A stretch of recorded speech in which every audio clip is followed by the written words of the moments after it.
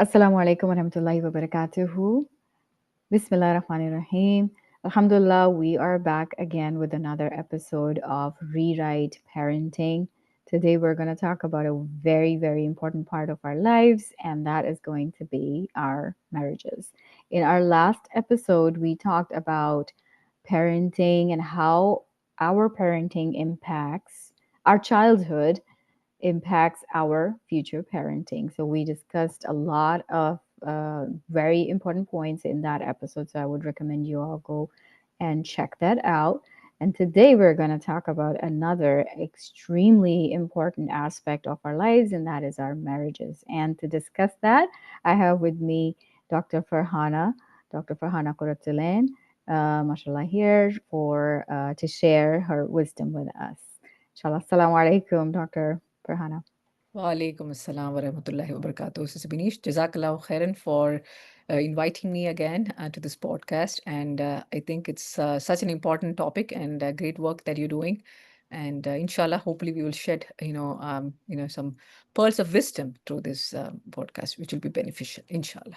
Inshallah, Ameen. Jazakallah khair for your presence and all the wisdom and gems you share with us. It's very beneficial. May Allah make it beneficial for a long, long time for anybody who is able to watch us and hear us over here. Ameen. So, Ameen. So let's begin, inshallah. Today we're going to talk about rewrite marriage because raising a family that is strong begins with nurturing your marriage. It's, I don't know how much to put emphasis on this part of your life because it all begins from here. I know last time we talked about parenting even begins before you become a parent. That's true.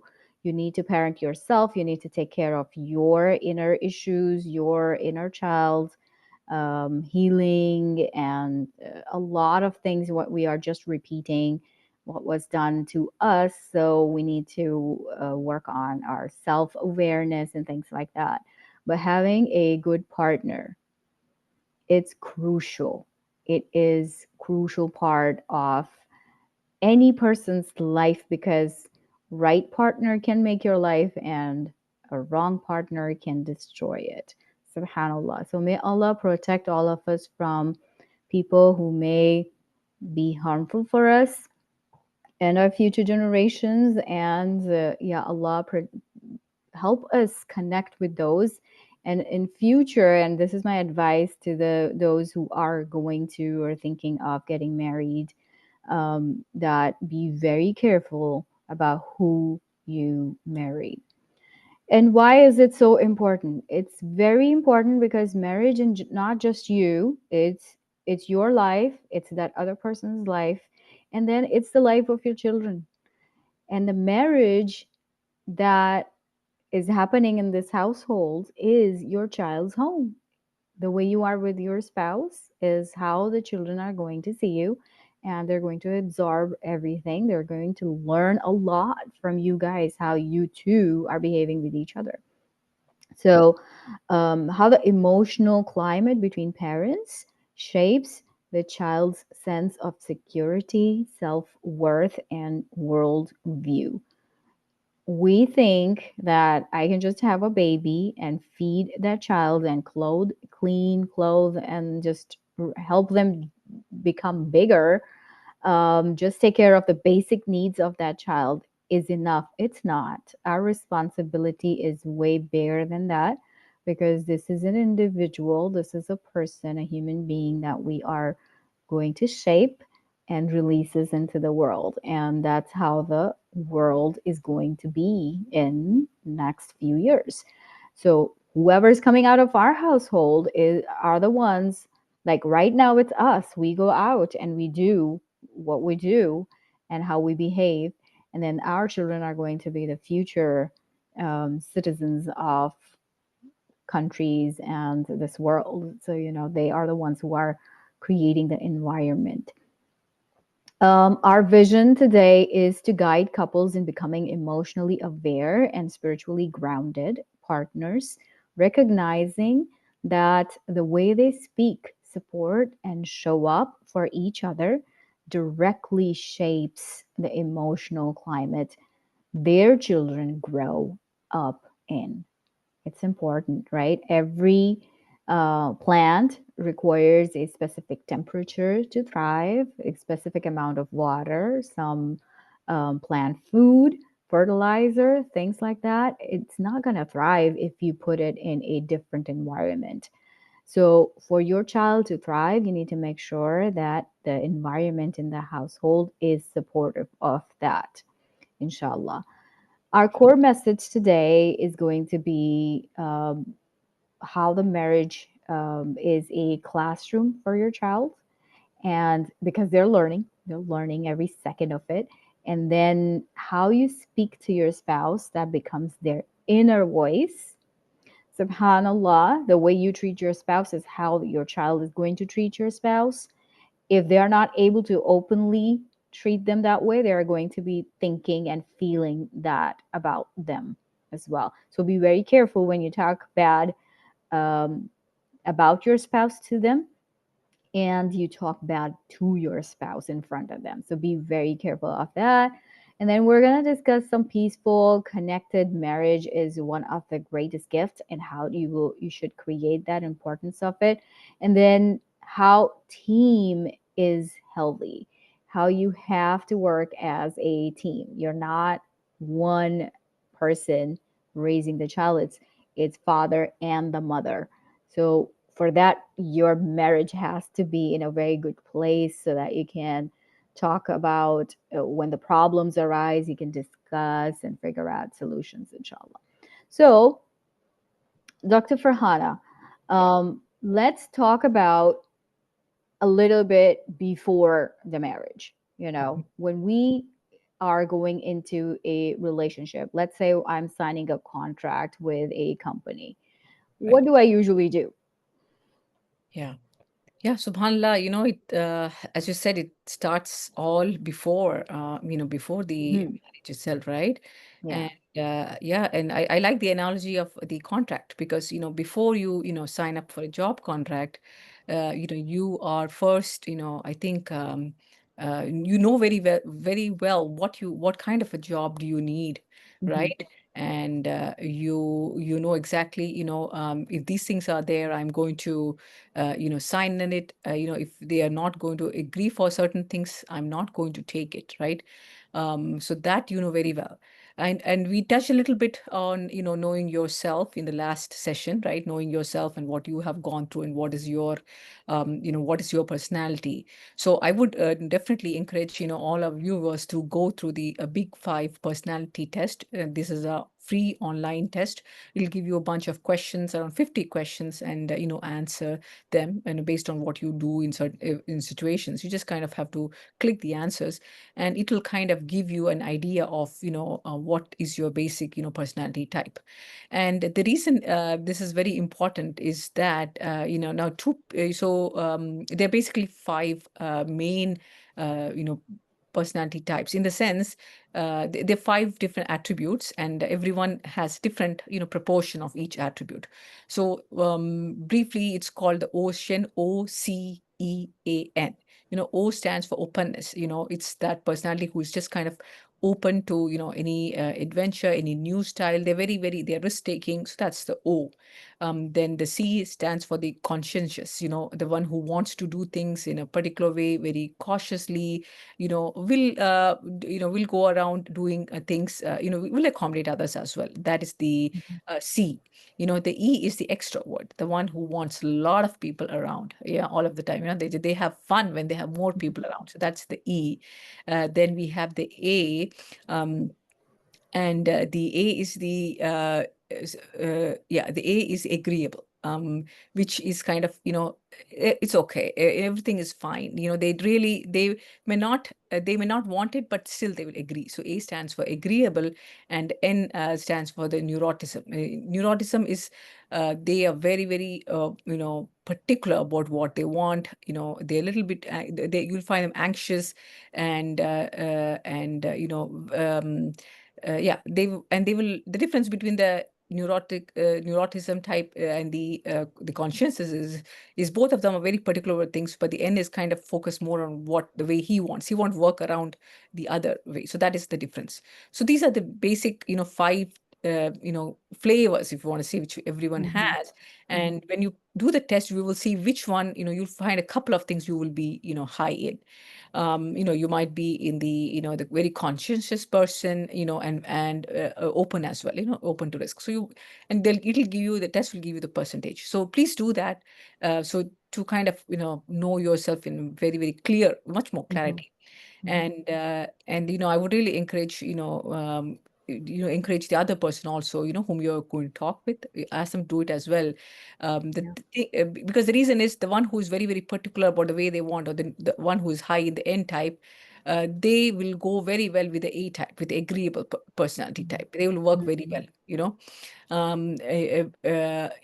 but they may not go very well with the one who is, the extrovert. If the N type is more wanting to be, within themselves and not going out much, and they want to be, they're very particular, they don't get along too much, they may not go well with the E type, who wants to be along friends, they want to have parties, they want relatives. So you will look upon that, read upon that. So certain types go very, very well with each other, and certain types will be extremely difficult to begin with. Yeah. Yeah. So yeah, so do that. It's a Yeah. simple, the big five personality test. It's free on the internet. Do it. Mhm. And it'll be very well. So that's one thing you want to know, because the personality, how they made, you can't change it. It's in them, so you can't expect that to be changed much. So, Right. yeah, you can't try to. Yeah, exactly. So there's core personality of a person. Right. There are many things you can change or evolve or improve in, but then there is some core personality traits which is a true part of yourself, and you need to own it.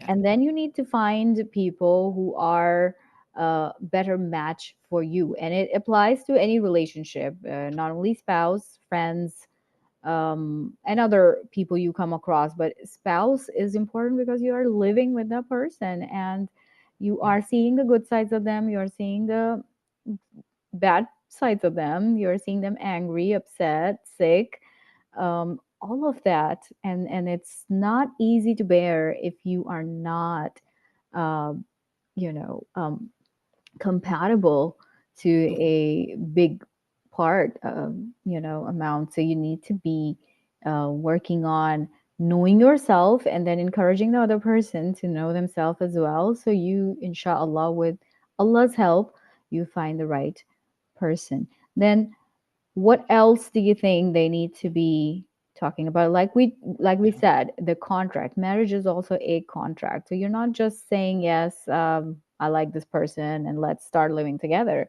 It's a lot that comes with it. A person would come into your life with their baggages, Mm-hmm. Yeah. and with their traumas and everything. And we have to try to work through them. And it shouldn't be a survival. It shouldn't be a just living by, or you're just stuck with this person, now you can't get out. And then it's miserable for both people, and that's sad, and that all reflects on every other relationship you have, most importantly your children, Yeah. because you are now responsible for these little humans, and they are going to multiply in future, and you're transferring all the negativity, all the toxicity over Mm. to them, and then they're taking it, and some of it is yours, some of it is their own, and it's going to multiply, and it's going to go forward and forward and forward. Subhanallah, it's never going to end.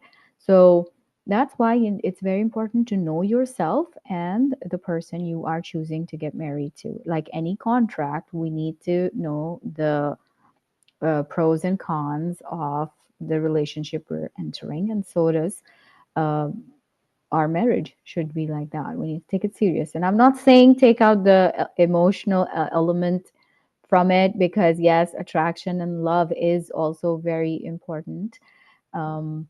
But it all fades away too. That's a fact of it. how much ever beautiful or handsome your spouse is after having a baby. A lot change in your body. You may not be as Yeah. beautiful as you were.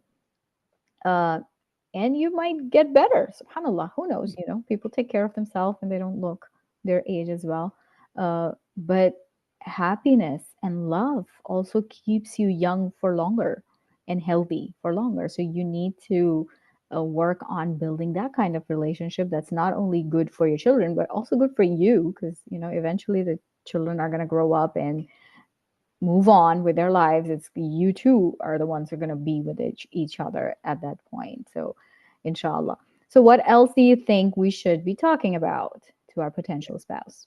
Yeah, one good, question is, write down what are three things which you, cannot live with, and three things which you, uh, can't live without, you know. Hmm. So, like, three things. If these things are there in this other person, then I can't deal with that because I know my, I know my weaknesses there. So you want to avoid those in your partner. Yeah. And then there are certain three things I need in that, like I like to, for example, if you're the E-type, I like to go out with friends, so I Mhm. want a person who will have to come with me or Yeah. have to participate with me in that, because that is very important for survival. So three No, things which, yeah, you can't nego- live without, and yeah. three things which you can't live with. If they are Yeah. there, the person, then I know myself. So you And want to get that list ready, he wants to get that list ready, and you really want to match it. mhm, Make sure we're not mhm. basically, the idea is to have the least possible, as I mean, as compatible as possible, Possible. even the Yeah. beginning. Yeah. Yeah. So negotiables and non-negotiables. For example, if I'm an impatient person, what kind of person the opposite is sitting in front of me? Are they patient? Are they going to be able to handle my impatience and make me a better person? Not. It's not that it's their responsibility, but help me get better. Mm. Um, Sometimes people are quick to respond. They're reactive. So is that something you're going to be able to manage? What kind of parenting style you want to choose? Are you a religious person or not? You know, do you love traveling? And if you ask me, I didn't like traveling for the longest time. And if you get married to a person who's crazy about traveling, you're not going to connect, because that's a big part for that person. It's a big part of them, and then you are not going to be able to value it. You're not going to be able to understand it. So either you are a person who is going, that agreeable type, if you are able to bring yourself self up to that level that you can at least manage to have a good time with that person for their happiness, and they do something for your happiness. So these are the examples of things that could be negotiables and non-negotiables. I think one of the most important part would be whether you would like to work after your marriage or not. Um, what's your idea of a husband's role and a wife's role, and a father's role and a mother's role, and boundaries? And how about, Sister Farhana, shed some light on nuclear family versus joint family and the amount of interference and presence of outsiders in your life, how to create those boundaries that are healthy, that are also maintaining the relationships, but also keeping your family safe and intact. Yeah. Subhanallah, again, this is going to be very, very crucial. And, you want to um, kind of get a feel, first know again how your family has been, how much is your family a joint family system where you're all kind of living together, and or have you grown up in a nuclear family where you have more privacy, more independence, and know about yourself, and you want to check out the same thing in the other person's family Mhm. as well. So the ideally in Islam, Allah subhanahu wa ta'ala, and Prophet Sallallahu Alaihi Wasallam, as we've seen, they have different living quarters.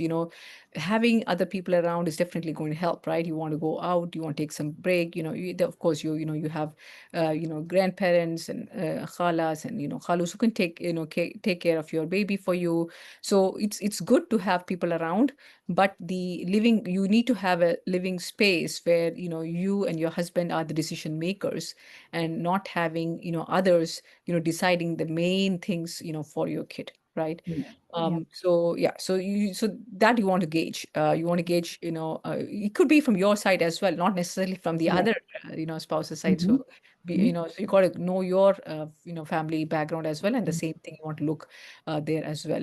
And boundaries, you again, you and your spouse, this is your you are creating this marriage, so you want to be the one who is leading this ship, in negotiation with your spouse. Hmm. um, and then you have to learn how to lay the boundaries, explain it in a very nice way to the rest of the family members, so they are all helping you and facilitating you, in leading this ship, rather than just making holes, and Hmm. in the ship you want to begin to sail. Yeah. Right, right. So I think it's both of you all responsibility to create that boundary. Like, how much are you allowing your families to interfere in your personal life? And I'm not saying just shut down everybody and say give a shut up call to any attempt. They may be approaching you with good intentions. But have a dialogue, have a respectful space where you can talk to them about it. You tell your mother, he tells his mother and father, both of you need to take care of your parents, and both of you need to talk to your siblings that, hey, this is our limit.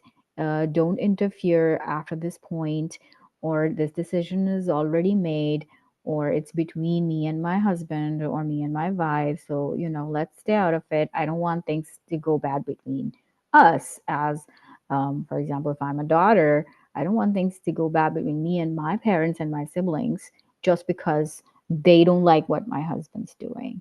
But when I'm okay with that, there are multiple situations where interference is not helpful, and then there are situations where interference is needed. So we need to have that wisdom, inshallah, because when we get married, usually people get married when they're young and they're still young, so they need help and support. And when they become young parents, they need more help and support. So just because you want to be away from your parents, don't move out of the city or the country. Think about it. What kind of environment are you providing them? If it's something that's going to be supportive, if it's something, a space where you can, maybe like, the upper portion of your house or in an apartment next door, it's a private space. It's a space where you can be comfortable with your spouse, your personal space, your privacy, and you can also establish your own system with parenting and life as well. So that's very important to create that.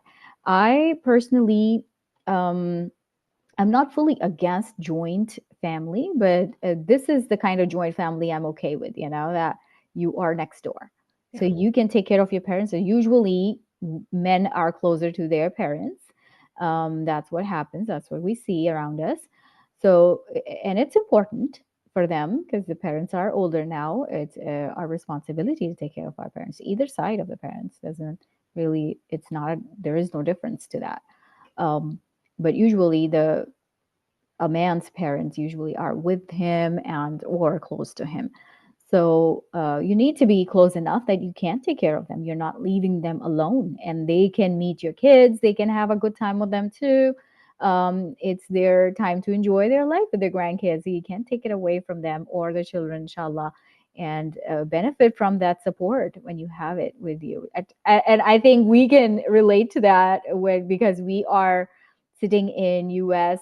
And we had to had our kids all by ourselves, no support, no help. We had to raise them all by ourselves, no help or support. And we couldn't leave our kids with anybody and go out for some fun or relaxation or even grocery shopping. It's hard.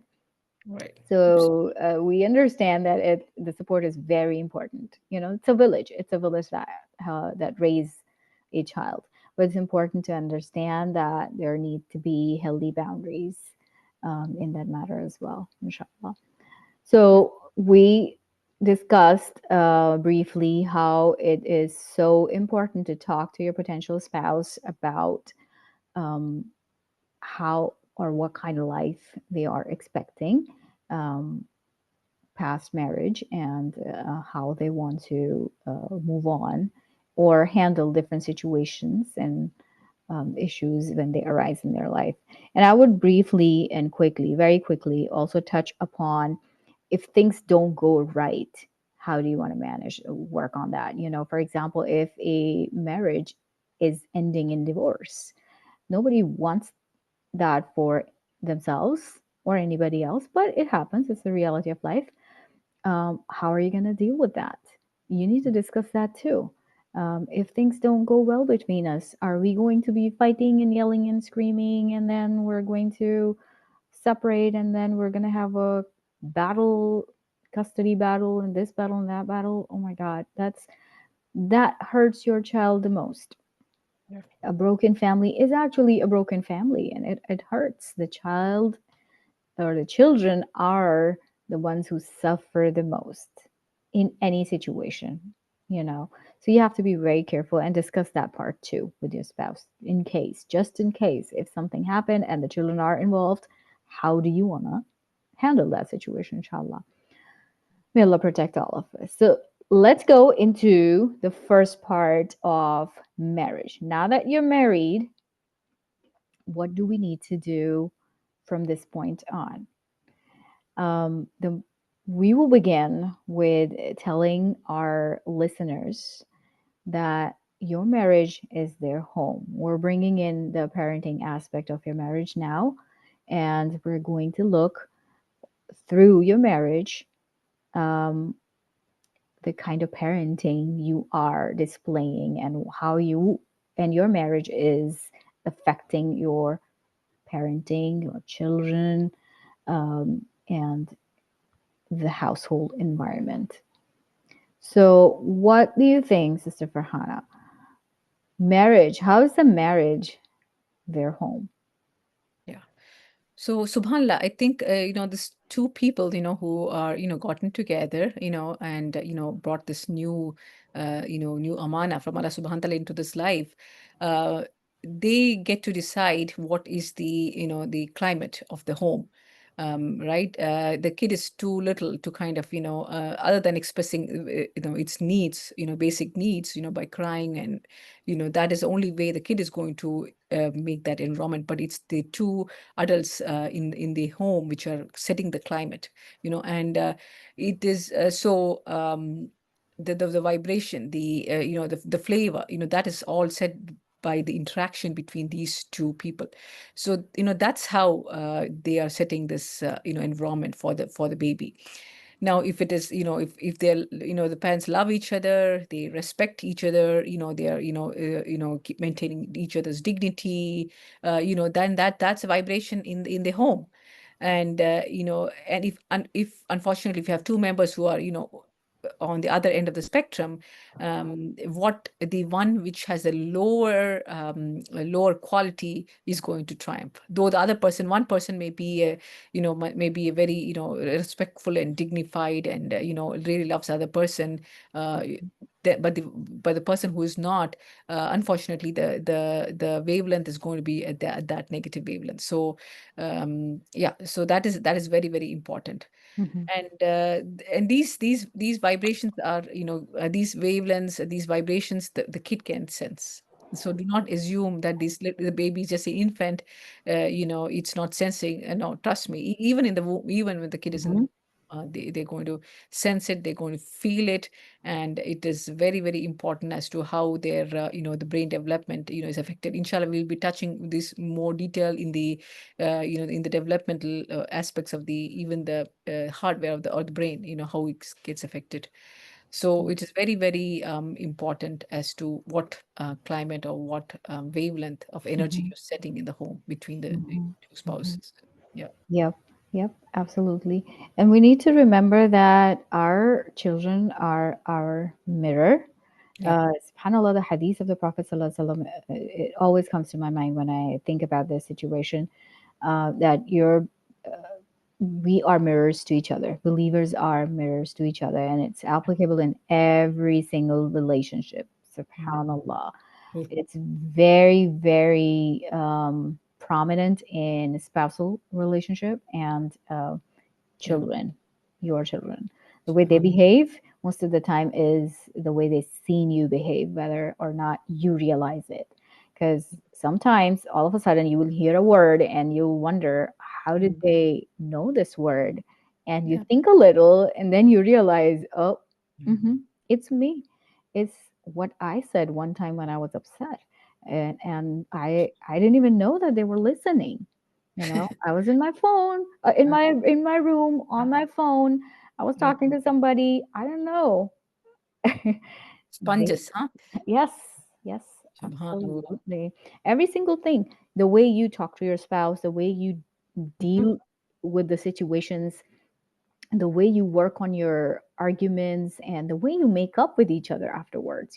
Fights are normal, arguments are normal, and they should happen. You cannot be a smiley Yeah. singing person all the time. You will be happy, you'll be sad, you'll be angry, you get upset, you would want to yell and scream. Some days it happens, but it just needs to be, first of all, controlled, not extreme levels of all of these emotions, manageable levels of these emotions, but these are human emotions and Right. all very, very normal emotions as well. And so when there is a clash between you two, how do you handle that? How do you manage those issues between? Do you use bad language? Are you sarcastic to your spouse? Are you degrading them or not? Are you insulting them, or are you respectful? Or you say, hey, I don't think I'm in the right headspace right now, let's take a break, and we will come back to it in a few minutes. But don't leave it at that. Definitely make sure that you come back and sort that issue out, and let your kids see all of that. Mm. SubhanAllah, Sister Farhana, I've seen like some of the people giving me advices early in my marriage, and that, uh, be normal in front of others, Mm. and whatever is the issue, take it to your room. Yeah. And that is such a bad advice. True. Like, I understand. I'm not going to be, if I'm upset with my husband, I'm not going to show it off in front of my guests. I understand. Right. Right. But the people who are living with me should know that, hey, we're having a fight right now. I just don't want to see his face at this moment. That's okay. And Right. that's normal. So I want the children to see us argue with each other, see us having a difference of opinion, see us getting upset with each other and telling us to, hey, I don't want to talk to you right now, and get out of the room or get out of that space, and then come back to it. Come Right. back and make up and be friends again and show love and affection. So, show all of those things to each other, because that's how human beings live. Yeah. And that's where they are learning all their interpersonal skills and emotional intelligence, Yeah. all of this, what we are paying thousands of dollars to learn, to coaches and these motivational speakers and therapists and counselors, and taking courses of all those things. They are supposed to learn from you too, and Yeah. your relationships with the rest of the family. Um, Yeah. we don't understand the importance of this. True. Very true. I mean, from the culture where we come, showing, demonstrating love to, the spouse is only in the bedroom. It's Yeah. you don't. I mean, even the words and even the expression, the smile. Mhm. Mhm. Subhanallah, we do all of that. Outside the visibility range of the kids, and and they lose out. They just see the argument side. Only that side is allowed. So even that Mhm. disproportionate of showing only one Mm. anger No or one. one Yeah. obedience relationship in front of the kids, and then hiding all the other end of it, the tenderness, the kindness, the compassionate part of it, to your spouse. That's very harmful, and it's very Yeah. much prevalent in our society Mhm. back home. It's um, so common, right? When we fight with each other, and generally, whichever one spouse is more stronger or authoritative, insults the other spouse, and then they apologize behind doors. right. I don't like that. Yeah, I'm like, yeah, you insulted me in front of everybody. You need to yeah, say sorry in front of all of those people, yeah. True. Yeah. right? Absolutely. Subhanallah. We are very, very, the language of love for us is more of a service. We do things, but it's not in, the emotional aspect and demonstration aspect. Even the smile, we kind of just, behave very, very, straight faced and, Yeah. um, I don't know yeah, why with your spouse only. Why? Why can't we laugh and yeah, joke around with each other? Why can't we playfully tease each other? Why can't we play games with each other? Why yeah. can't we high five each other and laugh? Why? Why can't we do all those things? SubhanAllah. And these are the things the Prophet ﷺ used to do with his Yeah, spouse, It's right? it's yeah, there we are very bad in following the sunnah, Yeah. very, very behind in following the sunnah in this, especially in this demonstration of love and kindness to your Yeah. partner. Yeah, somehow we have it's a taboo, but the Mhm. hai, it's under Mm. that tab, and then it's not good. How Yeah. can you, be so demonstrative, especially in joint families? I think, and that it Mhm. becomes all the more taboo. You have to pretend as if you don't know your spouse when you're Yeah. walking outside your room. It's Uh, it's such a weird thing that any interaction between spouses is considered sexual. yeah. You know, Yeah, it's even so we can't be two human beings being friends with each other. Every time if you smile at a spouse, you smile at your spouse and they smile back, it's something has to do with yeah, intimacy in that sort and sexual nature. Why? I mean, they're two human beings also, yeah, and they like to be connected with each other. They are the yeah, best friends yeah, to each other, you know. absolutely. Subhanallah. Yeah, Yeah. absolutely. Yeah, this is something, yeah, in the conservative cultures, especially, this is such a big taboo. Yeah, it's funny. It's funny. It's funny to find like as soon as you're out of the bedroom, who this guy is. Who you are? Who are you? You don't know me. I mean, Somebody pretend. who brings me nashta and dinner and lunch and all that. Yeah. Subhanallah. Yeah, Yeah, that's a big one. And here, I think the sunnah, I think we need to go back to the sunnah. Both spouses, we just need to go back to the, sunnah. sunnah, yes. Yeah. SubhanAllah, Be Prophet be Sallallahu Alaihi Wasallam, loving yeah. and Oh, yes. With so many examples here. I don't, yeah, we just yeah. limit. Play around with your wife and laugh and giggle and tickle each other and let the kids see that. It is so beautiful. And that's the best gift you can give to your children that you two are getting along with each other in such a beautiful manner, subhanAllah. And then you have arguments and then you make Mm, up and then like normal people, human beings, that's how we are. And you know how children do. They fight with each other and 2 minutes later they're fine. yeah, fine. That- Yeah, That's true. how we should learn from children something, subhanAllah. So next Mm, is what they hear becomes who they are. And now we're talking about their inner voice, what they are seeing around themselves. mm, The behavior of the two parents with each other becomes their inner voice. yeah. Yeah. SubhanAllah, yes. And here I think I'll start with the anecdote. When my kids were little, whenever they used to, hear us a discussion, and then when I come back and I talk to them, they ask us, why you're fighting. SubhanAllah, and there was no fighting at Mm. all. That was a normal discussion, and that's when I realized that, since we are, in Urdu and Hindi, that the tone of the voice, the volume of the voice is way higher, and these kids, born up in this English speaking country, the tone, Mhm. the pace of the speed at which the talk is way low. So all of that, gives them the impression that, we are fighting whenever we are just having a discussion. So subhanallah, I mean, based on what the standard is set for the kid, they can think you're fighting, and that's not a good experience. So subhanallah, the tone of the voice and the volume of the voice, the speed at which you're speaking, plays a very, very, very crucial, very, very crucial for the kid to understand what's going on. He does not know what, and since the language difference, they don't understand Urdu well as well, so they have no clue what the content is. Even if they had, the language ability, they're probably not going to grasp, what they're talking. So they just see the speed, the pattern, the volume, the tone of the voice, and they Mhm. make a judgment on whether it's a fight versus, it's a Yeah. discussion. I feel like volume. is probably the least important out of all of this, because you can be having a happy conversation and you're loud. It's the Yeah. tone, it's the words you use, it's the subhanallah. These things are so important. You know how they say that um, it's not what you said, it's how you said it.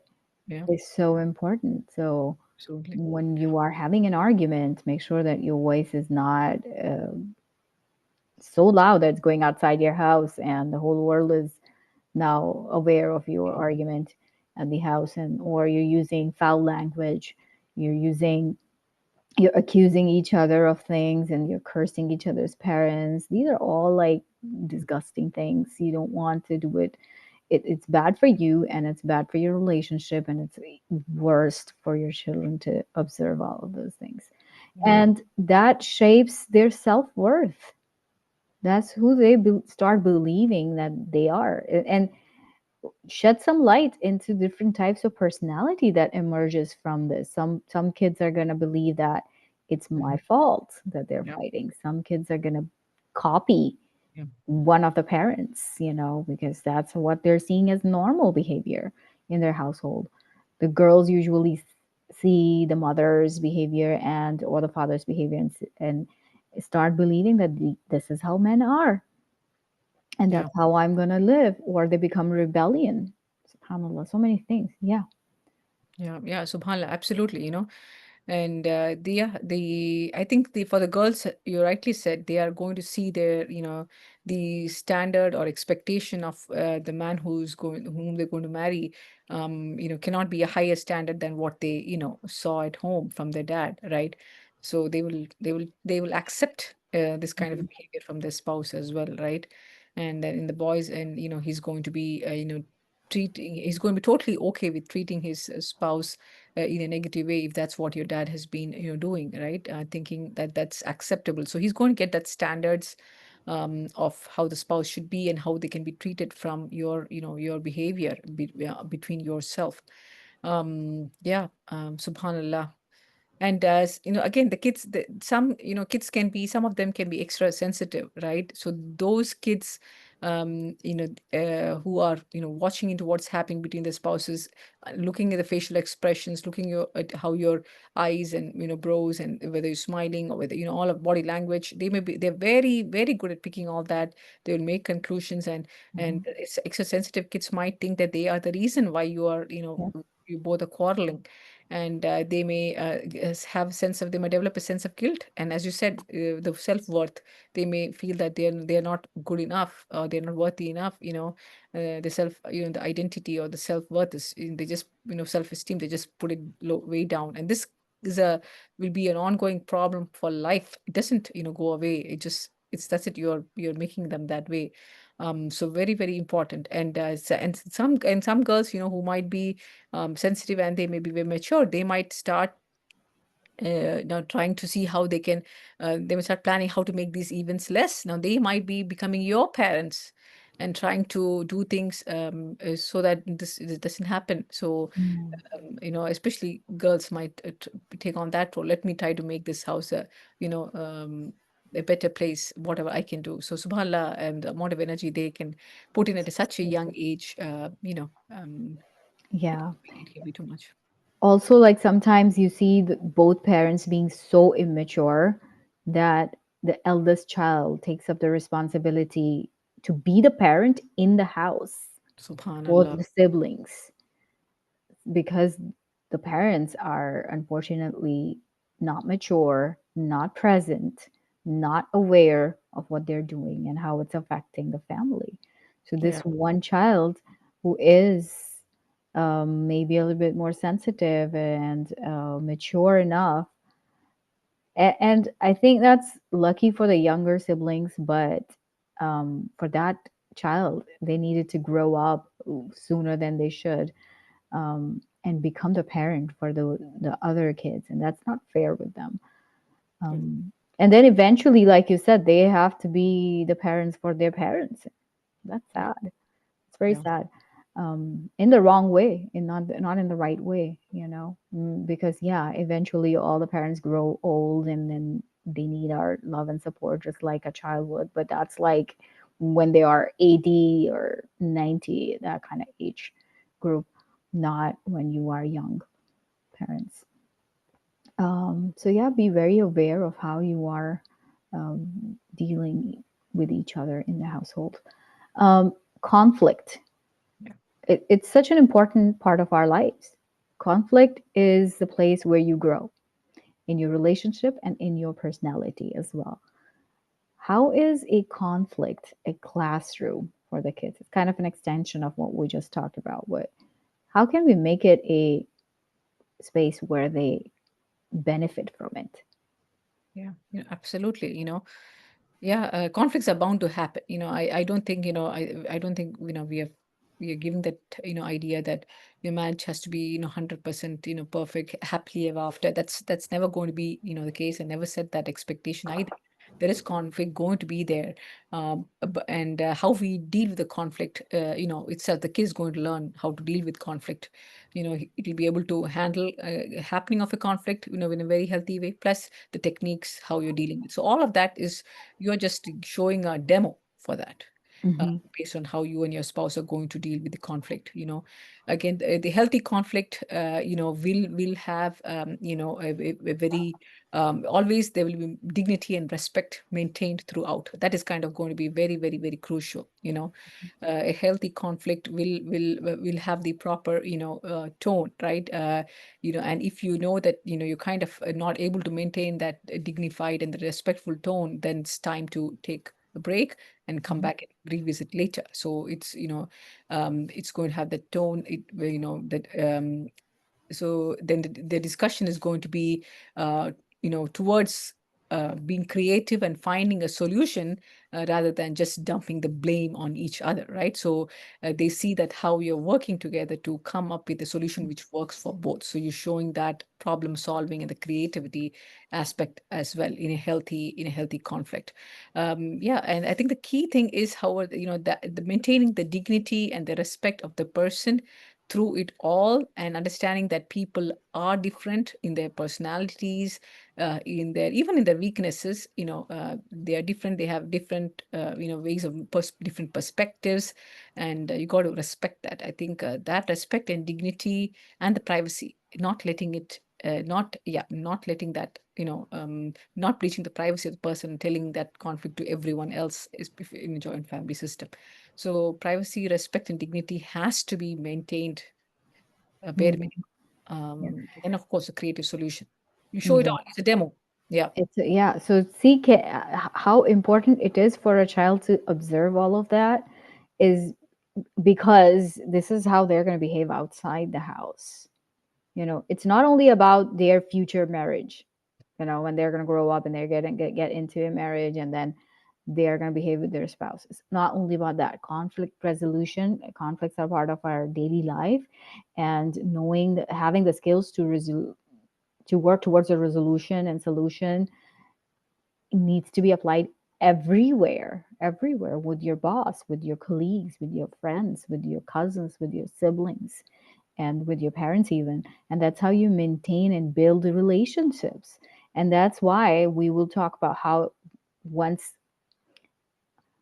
it's a human nature to have a disagreement. It's a very normal thing. But then it's also true that it may cause some damage in your relationship, or your feelings and your heart be sad and hurt. So there needs to be the next step of repair. Yeah. And these are all like steps of conflict resolution. Right. And your child is seeing how you are repairing now the damage, whatever damage was caused, right?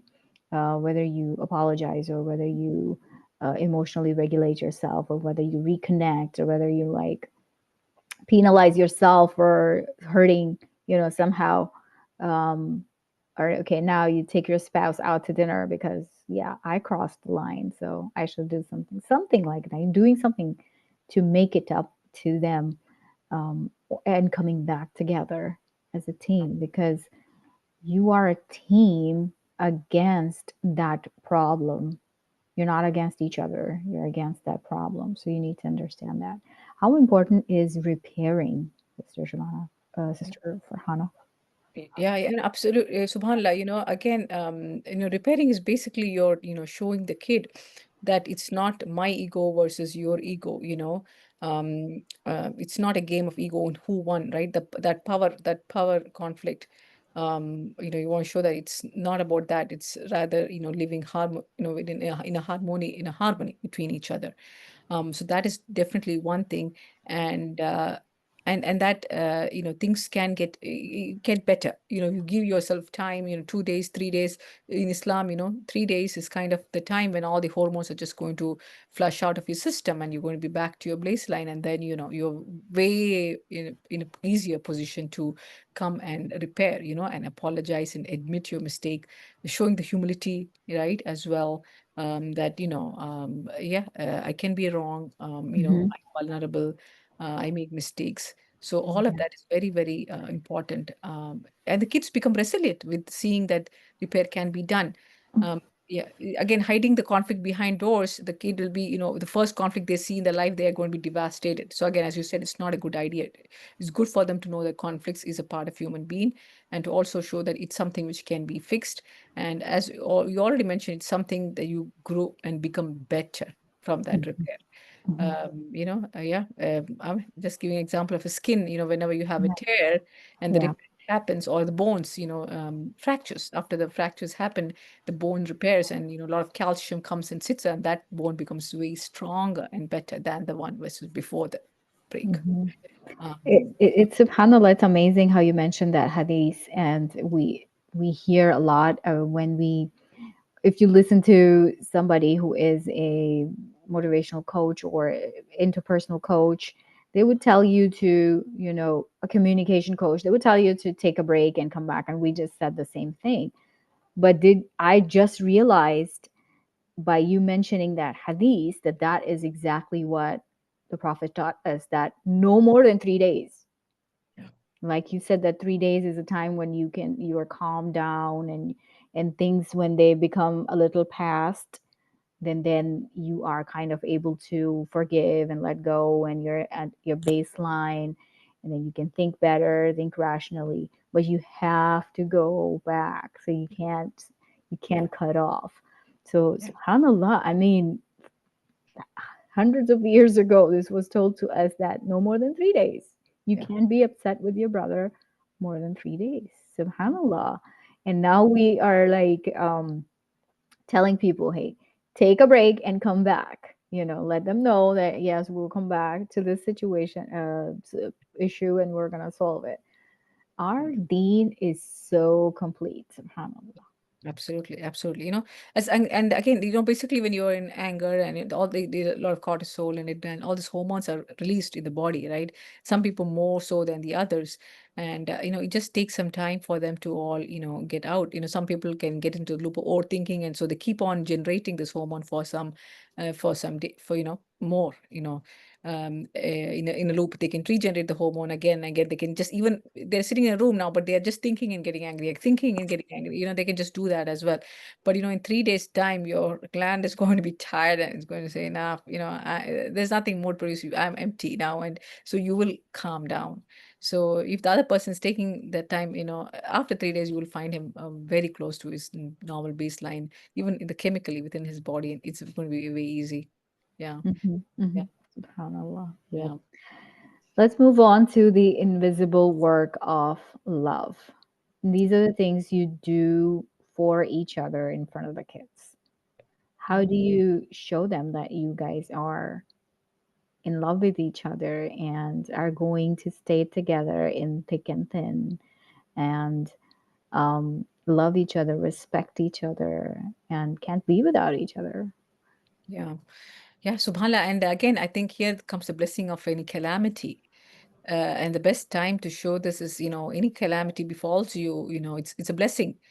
Because that's kind of when it'll come up to the surface as how you are standing by each other. A spouse loses a job, you're there with them, you're totally fine, taking care of the home, doing things, so they see that, when someone falls sick, these become they become highlighted, and yeah, they see exactly how you take care of them, and no matter, you have had conflicts, everything, you stand by and take care of them. And I think that stability, they will see. So this is very, very obvious in these times of calamity. But even regular other, even a regular day, just the kids are observing you, especially the 2 to 7-year-old, 9-year-old. They are, you are on camera, so don't forget you are on camera, and your facial expression, your tone is being monitored by them every time.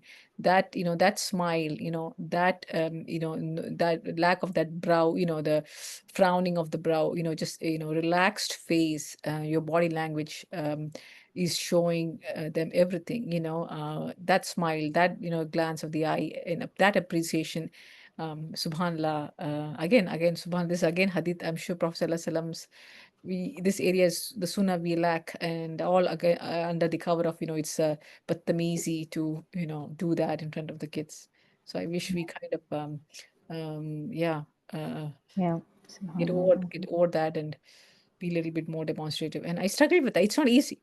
It's not easy if it's inbuilt in you Mm. that this is not the respectful way for behavior. It's a fight in your mind to it will not come spontaneously. You'll have to really consciously Yeah. do So that. many things are connected to that too, actually, psychologically. You don't want to show affection towards your spouse, especially also because you don't want your mother to feel bad about it, being feeling left out. And those feelings of jealousy when a mother has, Mm, when she sees her son being caring and loving towards his wife, yeah, she feels neglected. It's so much to do about her, her own insecurities. And that's yeah, where self-awareness helps you so much. When you are highly self-aware, you will catch yourself in those patterns. Some things are natural, like having jealousy, like you being the most important part of his life. Now there's another woman. Yes, she's young. Yes, she's like a kid to you. Yes, she, but she is a woman. So there are going to be some, there is yeah, going to be some jealousy, and that's also human. It's depends on how you react to that and how much the intensity is. That's also important. So knowing that, yes, there is a gentle, light feeling that's arising in my heart that is not healthy and is going to affect my son's relationship, I need to hold back. I need to work on it and make sure that it's not affecting his relationship with his spouse, because that's, you may be the most sacred person or relationship of his life, but she is the most important part of his life. So, and everybody has their own space. So there's no competition. There's no competition. There's no comparison. right, yeah, So we need to be able to um, be accepting of this display of affection in public. And yeah, we are not talking about crossing limits. And we're not right. talking about the way the non-Muslims behave. Mhm. SubhanAllah, you go to a store and you see two people in very, and like you wouldn't want to see that. That's vulgarity. And that's not what we're saying. We're talking about just being casually kind and polite and loving towards your spouse. Yeah, That's just like, at least treat them like another human being. That's not even, I'm not gonna, that's a basic requirement of true, two people being together. That's it. true, true. It is just the baseline. Yeah. Yeah.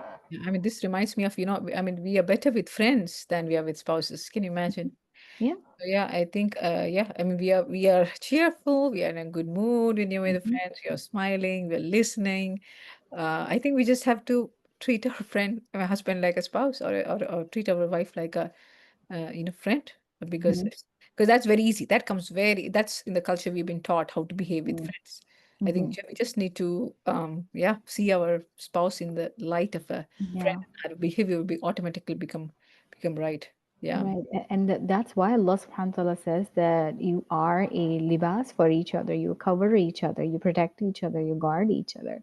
So if I'm not able to show my love and affection and I don't get the hugs I need from my husband, where do I go for all of that? That's my emotional need. So where do I go for all of that? That's human need. Okay, women wanted more. Men, I think they need it. They just don't know that they need it. Yeah. When they start doing that, when they start being available to receive the hugs, they will see Yeah. how it's helping them in Yeah. their emotional state. How I learned that a 3-second hug Mm. relieves you of so much Mm. stress. Mm. Subhanallah, another hadith. I mean, see how we cannot even move a step without the Prophet ﷺ. Absolutely. When you shake hands with somebody, you don't let it go until they let it go. How Mm. it could be Subhanallah. longer than a minute or something sometimes. Subhanallah. Sometimes it becomes awkward, but the Prophet ﷺ would never let go of the hand of a person until that Yeah. person let it go. Subhanallah. Beautiful. So Beautiful. beautiful. Yeah. SubhanAllah. It's Yeah. giving me goosebumps. I mean, that's how much love Wow. he Yeah. had in his heart for others. Yeah. And our spouses, we don't even want to touch them. SubhanAllah.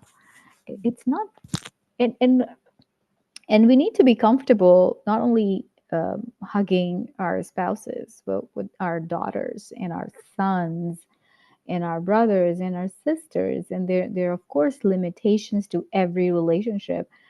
But in a general way, if you give a side hug and a light hug to your wife in front of the world, there's nothing wrong with that. There's nothing wrong with that. You looked at each other and you smiled and you saw each other from far and you say, "Hey, assalamu alaikum." What's Yeah. wrong with that? Yeah. Yeah. I don't know. We become that stern face Yeah. as soon as we see each other. We're like stern, straight face. Yeah. Like Yeah. I saw something painful. Subhanallah. This this aspect of nasr as well, right? Especially in joint family, if people will do a do hasad on our relationship, and Hmm. that's a scare too. So let's kind of behave as if we are enemies, in public, Yeah, so that they will not, I this it's the sad. using, yeah, it's too, it's they go to the extreme, yeah. Yeah. And it's why? Because the people are keeping each other or their emotions all locked up inside them, and there's no place to display them or share with them. So if I'm not happy with in my marriage, I'm not going to be happy to see you being happy in your marriage. How does Yeah. she is smiling and looking at her spouse and so happy? How dare she? So that's where the hasad is coming from, Mhm. Yeah, because we're absolutely. all deprived and we're depriving also. When you're deprived, you end up depriving others. Yeah. So another very important point that came to my mind right here, that if you were deprived in your childhood, you Mm. may become the one who is going to withhold all the affections and emotion in your marriage, and then you're also going to hold it from your child. Yeah. Yeah. Either you're going to hold it or you're going to overdo it. So there are two extremes, because you were empty, so you made sure everybody is so full, Mm. and or you would just like, okay, if I didn't get it, nobody else gets it either. So Right. there's so much disbalance in the society because of that, because Yeah. we are deprived and Mhm. suffocated and frustrated. We want everybody to feel the same way. Yeah. Um, Absolutely. Yeah.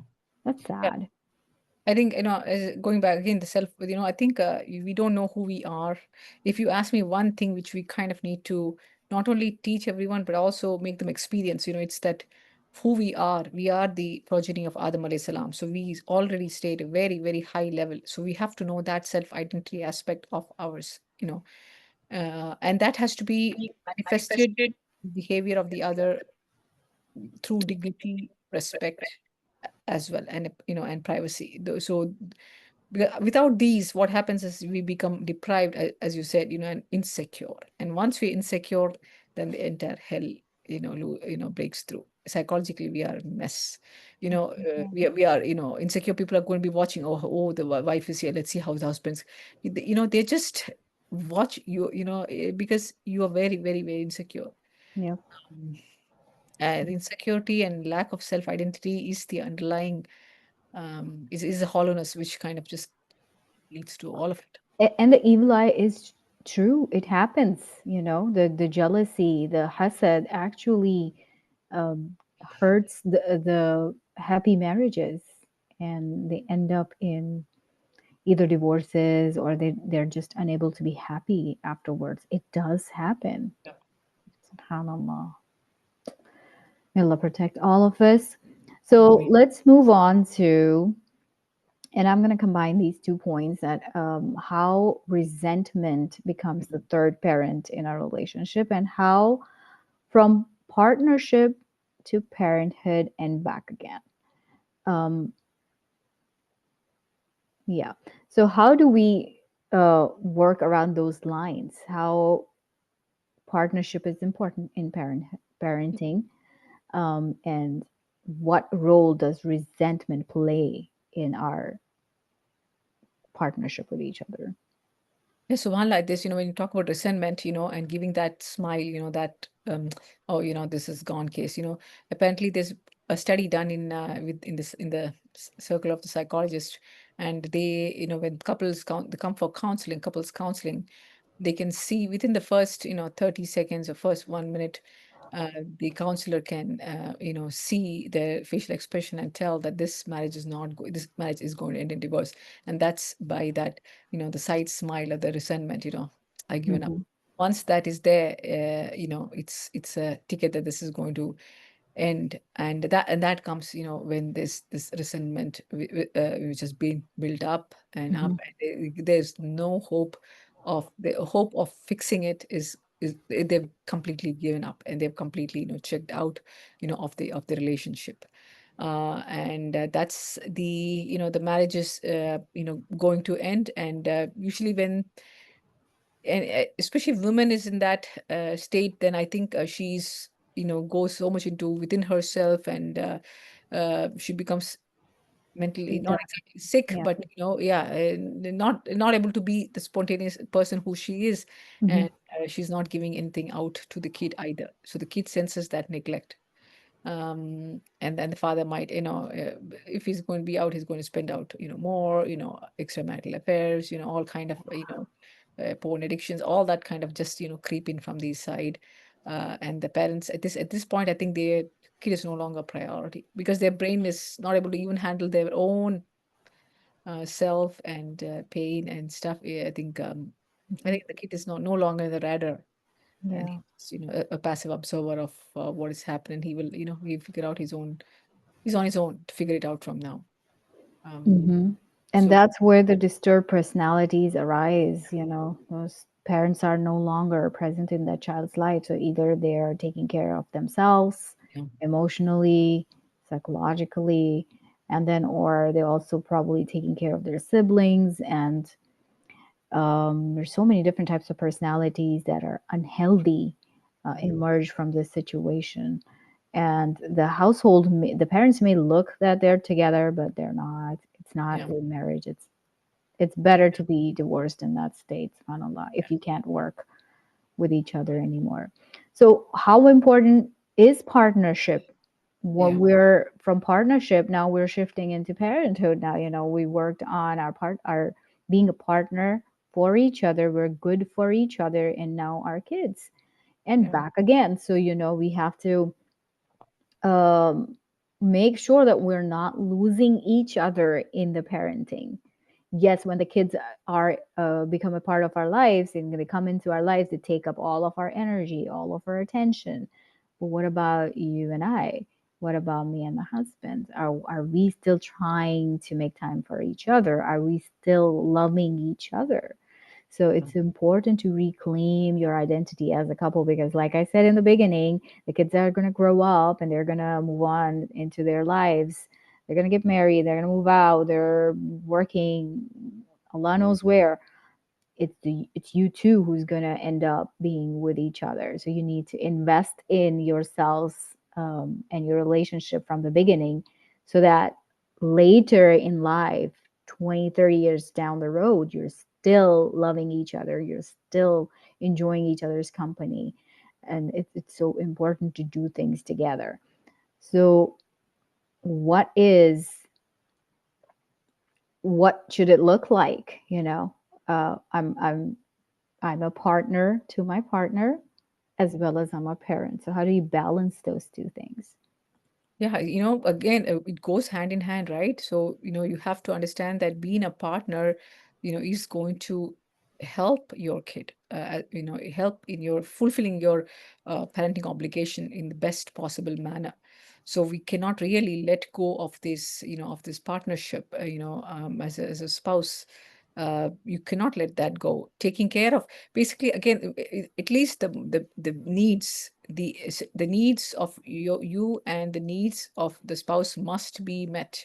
You cannot bring in, the kid, and because of the kid, I'm not going to satisfy each other's need. That is a no-no, because gradually it will build up the resentment. And then if they're not good communicators of, I need this, this is my need. It's not a want, it's not a desire. This is my basic need. I am stuck in the human body, and these needs have to be met. So if you don't get So, needs. sorry to interrupt Yeah, you here. Dr. Farhana, does it mean that I need dinner at 8 o'clock and that's my need, but my wife is feeding the baby and changing the diaper? And so, Yeah, yeah.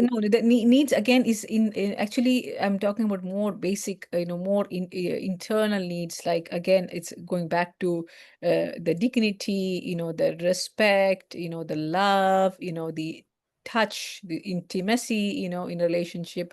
Those more deeper Yeah, needs. understanding. Yeah, yeah, exactly. Understanding, the support, the need that you will be there by my side, when I need you the most. Those are way deeper understanding than Hmm. wanting, the material needs. I mean, material needs are very, very superficial. Yeah, yeah. So those deeper needs, which you know, because you're going to feel very, very deprived. That's the word. You're going to feel very deprived if you don't have those needs. If Hmm. you're feeling deprived, just check in and find out which need of mine is not getting satisfied. you know uh, and ask it, ask it. We are trained not to ask our needs. The other person has to read our mind, understand our needs, and has to give. It's too much of a burden on the other. They Yeah. can't read your minds, they can't read your needs. We got to learn to tell them. Again, this is cultural, very cultural, Yeah. very, very cultural. So yeah, you got to build that and be able to communicate your deeper needs. It's yeah. And because once you're fulfilled at that level, these are needs, these are not, again, wants, these are not desires. uh, Again, needs can become desires if you kind of make it, more in the extreme, but at least the basic, must be met. Once you're fulfilled at that basic level of needs, you're going to be in your optimum functioning, and then you're going to be, you'll have the everything to give to your child: the time, the Yeah. love, the patience. The Hmm. patience with a kid, you need tremendous patience. Your patience ability will increase. Hmm. If your needs are not met, you are going to be bound to be impatient. Big time with the kid. Exactly. And Yeah, the effort you put towards each other, you know, yeah, there are going to be different phases in your life. And before a child, you were just you and your spouse, right. two people, had all the time in the world, just probably went to work and came back to your Mhm, spouse. But now there is a child involved, or maybe now there's two or three children involved, and your mhm, wife is taking care of them at home. And then she also needs to take care of the household. yeah, And or maybe she's working as well. So you need to be a partner there. You need to help her with the kids. You need to help her with the cooking, with the cleaning, with the organizing and all of that. So that yeah, she can have that energy to be there for you. You know, everybody, we're all human beings, and we have limited energy mhm, reservoirs. You know, it's going to deplete if we are not refreshing ourselves, if you're not re-energizing yourself, if you don't get time to yourself, if you don't get time to each other. So you have to allow that for each other. Sometimes you may need a break, sometimes she needs a break, and so let her go out, have fun with her friends, and or go out dinner or something, whatever makes her happy, and then you do the same. But when she's away, you take care of the kids as they're your kids, because they are your kids, you know. It's not only one parent's responsibility yeah, to just raise the child, it's for both. And then it's your responsibility to take care of each other as well along the path. Yes, the child may take away 80% of your time and energy, but you know, secure that 20% for your, some of it for yourself and some for your spouse. On daily basis, you check in with each other. 5 minutes, sit with each other Yeah. on the couch once after the kids are gone to bed. Sit with each other on the couch for 5 to 10 minutes, talk about your day, or just a quiet hug. Nothing is going to replace that. This is so priceless, and it can make a huge difference in your relationship, in your own personal health also. Yeah. Subhanallah. So that's what it, basically what it means. You know, you are partnering, you're a partnership, and then you are in parenthood, and you have to be together in both. You got to do back and forth, Yeah. and eventually there is time when kids grow up and they become independent enough, and you will have more time.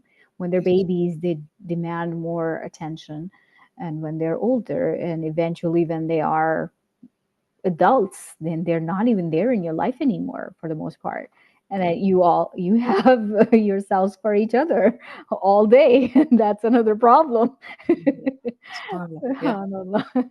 So that's, you know, it becomes a problem because we never work with each other. Mm-hmm. You know, if Yeah. sorry, go ahead. You want to say Yeah, something? no, subhanallah. I mean, most of the time in the initially you touched about the interests, we Mhm. never kind of even found someone who has or developed any interest which we can do together. So you don't have that. It's the most of the spouses, the only thing of communication is about their kids. So parenthood has kind of replaced the entire, individual identities and the individual interests and all of that. So once the kids are gone, it's kind of like the emptiness, and the mom is like, I'm empty. I'm not of any use anymore. And she just kind of is going now, pry in more deeply into the lives of a marriage kids, or so then kind Yeah, of again goes haywire from there. But yeah, and other point was, if you need help and if you can afford help, get help for yeah, cleaning the home, for whatever you can delegate, the tasks which are, which someone else can do, shopping now, it's online, all those things which are mhm. taking away. Yeah, just write down your how you spend your 24 hours on your weekends, and just see what all can be delegated, and keep the quality time with the spouse and the kids. Yeah, it can be done. Subhanallah. The more conscious you are, inshallah, you can do it. Yeah. Yeah, yeah. Subhanallah. It is said that you get married twice. Subhanallah. Once when you got married the first Yeah. time, Yeah. and second when the kids move out of the house, and then Yes. now you have each other to yourselves Yeah. again. That's the second marriage in your life. Yeah. Subhanallah. And the second time, you know everything about him. There's no need for the questionnaire. You have seen him through every, uh, you know. And Yeah. that's why it's so important to invest in the early times and be there for each other when the Yeah. kids are waking up all night, they're throwing up on the floor, they're crying, and your wife is exhausted and tired, and your husband is tired and exhausted or sick or anything. Like, you need to be there for each other in those times, because you can't forget that, hey, I needed you that in that moment and you were not there, Yeah. Oh, and that you're was it. and you're not even apologetic for not being there. So, you are not showing any responsibility and ownership to your absence. First Yeah. of all, you shouldn't be absent, but then you were, and then you didn't even apologize for that. Either it's emotionally or physical absence, it doesn't matter. It's all very important. So if you are not investing through those phases of life, then the second time you are together just by yourselves, it's not going to be fun. Mhm. It's not going to be, there's going, like the resentment we were talking about, there's going to be so much resentment against each other. And there's high incidence of divorces at that Divorce, time. exactly. The gray divorce, it has a name, gray divorces. Subhanallah, it's crazy. Yeah. Yeah. Sad. One time I was talking to my friend and I was like, I mean, who gets divorced after 25, 30 years of marriage? Yeah. She goes, Yeah. that's Only. the time most of the divorces happen. Yeah. And I was like, wow. Yeah. Yeah. And it's understandable, because you never connected with each other. So what do you think, it's going to be magic all of a sudden? That Mm. doesn't happen. Subhanallah. Every relationship needs work, hard work.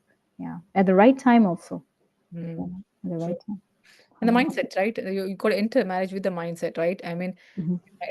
I always tell the girls who are looking for spouses, if you meet a person, again depends upon what his values and philosophy about marriage itself is. If you meet someone who tells you that life is it's already tough, we Mm-hmm. know that life is a test, it's already tough, and I'm here, with you to make it, to make it easier, and to make it easier for us. If someone has this mindset, I said just jump in. Don't even worry about whether he has a job or not, because everything else Yeah. fall in place. Fall in place. Yeah. Yeah, because Especially if you're young, when you're just starting your life. Yeah. You can it's build together. it's a philosophy, it's a journey, and I want someone, and let's make life easy for each other, as much as it is the purpose of us being together. Otherwise, what is the Yeah. point? What Yeah. is the point? Yeah. Make life hell for each other. Is that the point of being married? I know. You know? Yeah. SubhanAllah. I mean, what's the point of marrying a rich person who's never there for you?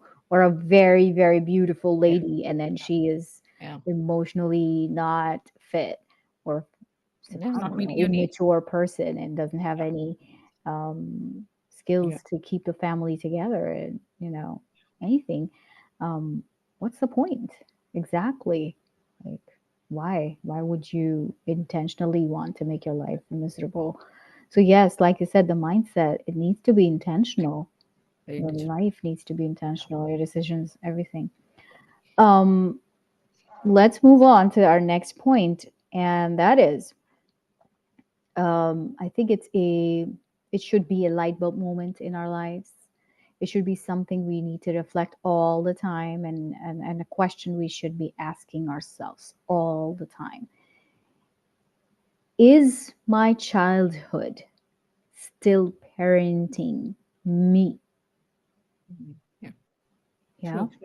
Um, your attachment styles, or your wounds, childhood wounds, and your marriage wounds, your unhealed traumas, when you were, whatever happened when you were a child. Your childhood never leaves you, by the way. It never leaves you. Right. Subhanallah. And then here comes the importance of self awareness and guidance and repentance and connection with Allah subhanahu wa ta'ala. Yeah. Sister Farhana, Subhanallah. is your childhood is still parenting you? Yeah. Yeah, I think, subconsciously, yes, it's all in there, right? In very, very, very deeply in the subconscious. And unless you sit time and take time to go in and dig deep and bring it out and then heal ourselves, it's going to, affect us throughout. And marriage actually is an opportunity. In this regard, marriage is an opportunity. Geber Mate, one of our, famous psychologists, he says that in marriage actually there are two things. One is you're attracted to your spouse, and okay, you're going to get your some needs met, but you're also going to be triggered in every possible trigger that you were triggered as in your child. So your spouse, you are going to get triggered. So marriage is actually giving an opportunity, um, in the sense every trigger, and every time you get upset in your marriage, it has triggered some button which was damaged, if you want to use that word, in childhood. So it is an opportunity for you to go into your subconscious, become very self-aware, and fix it by yourself. So it's an opportunity as well if you want to do this work. Mhm. But otherwise, if you don't fix it, then you're going to be miserable, because you're going to be triggered by your spouse, and then again you'll be triggered later on, as you said, by your children as well. Yeah. So you get two opportunities to fix. Of course, it is so again, self-awareness. Work Mhm. with a psychologist, work with a life coach if you need it, if you don't know how to do this, and that's totally, spend the money on yourself, and spend the time on yourself. It's going to make you a very, very fulfilled human being, and a enriched human being, inshallah. Inshallah. And like you said, the triggers. Mm. And I will bring up this hadith again, the mirror. A believer is a mirror to another believer. Yeah. So when you are seeing certain behaviors that are causing a trigger, you are actually seeing what you need to be seeing to heal. Right. So use that opportunity in your favor and benefit from it. All our triggers are Mm. points where which direct us to where we need to work, you know. Absolutely. So don't be afraid of your triggers because that's where the growth is. Subhanallah. Absolutely. And it's Absolutely. going to keep happening. Yeah. You're never going to be completely wipe off your child. You shouldn't even, you need to own it and you need to work through it and heal in this journey. And healing doesn't mean that you just shunned it away. No, you have to accept it, acknowledge it. You have to embrace it.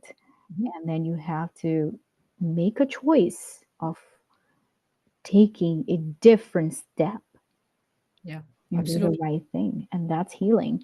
It's liberating, you know. Very much. It's Very- you have the power to choose now. You're so aware that your trigger is telling you, hey, there is still some work need to be done here. And Absolutely. then you take up that opportunity and work on yourself and become a better person every single day, inshallah.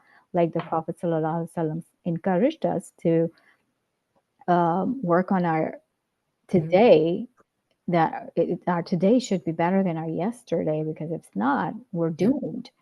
Yeah. Because and now you see that if I was weak yesterday and I'm weaker today, I'm going towards destruction.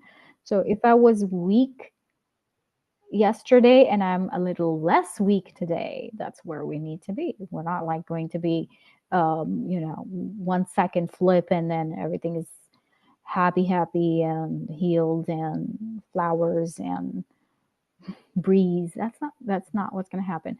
um Healing, self-healing, trauma, triggers, and these wounds, these are all very painful Mhm. to face, and it's also a very dirty work to do, but you have to Yeah. do it to grow. True. Right? Yeah, I mean, subhanAllah, I mean, an example which comes to mind is, if you want, like a birthday gift every year, or appreciation from your spouse again and again and again, and you're still not, not feeling satisfied, and one time, they miss it, you're just getting triggered and upset. You got to look inside. Probably you are very, very insecure of your, identity. You probably have somewhere in the mind that people, will abandon me, or they don't care for me. That's somewhere sitting in your subconscious. Probably most likely that kind of, came in childhood. Something gave you that impression, and you kind of, not something persistently gave you that impression, and then you kind of put that in, that, and I'm not worth it. I'm not worth, and that's why you have to see someone. You keep give the appreciate again and again, and you're never quenched. If you are, so it's an opportunity to go and feel that in. And the part I was wanting to bring is a healing, is through your, the self healing is all through the connection, through Allah subhanahu wa ta'ala. So Allah you got to subhanahu. plug that in. That is the healing. It's not your husband who is going, or not your mom is going to come and, tell you that, them, it's too much. Your mom is not going to come and, do the reparation. It'd be nice if, parents could do that reparation, come and tell, okay, I was a little neglectful, I was, within myself and going through my issues, but don't have to, you don't dependent on that. If that Depend on comes that. along, you well and good. But you are Allah subhanahu wa ta'ala's creation, and he's a source of love. He's a source of, acknowledging your worth. He is, so he will give you, he will fill you it. So that healing is purely that plug, the connection is, you just call plug in to Allah subhanahu Hmm. wa ta'ala. That Hmm. be done, inshallah. Exactly, exactly. MashaAllah. SubhanAllah. Yeah, may Allah help us all to stay connected with Allah subhanahu wa ta'ala and receive the guidance in our matters. I mean, all right. Lastly, love, leadership, and legacy. Whatever we do, we're leaving a lot of it behind. The way we behave, wherever we behave or do whatever we do, where we do it, all the things around us are storing the memory. It's for me when I first learned that how affected I am by someone's energy was mind blowing, because that was so, like 10 years ago, I learned that I'm actually affected by the energies. If Mhm. somebody's mad, I'm also getting mad. If somebody's happy, I get that energy and I'm happy now. Or you enter a room and you can sense sort of energies. So we are emitting these waves all the time. And the room, and I go to this far and I tell my kids and my students that, whatever you're doing here, if you're writing on this desk and you're not supposed to, this desk is storing all the memories. Um, the chairs, you treating the way, whatever's happening in the room is affecting every single thing in that room, including the non-living things. And subhanallah, we see, and if people want proof of that, that's what's going to happen on the day of judgment. The land where the people were disobeying Allah subhanahu wa ta'ala will speak up. Our body parts, which are not verbal, will be speaking up against us on that day, even though Allah subhanahu wa ta'ala does not need any evidence. But it's for us, because may Allah protect us from being among those people. But the people who are going to be denying their actions, the liars, the munafiqeen, they're going to deny that we did anything like that in this dunya.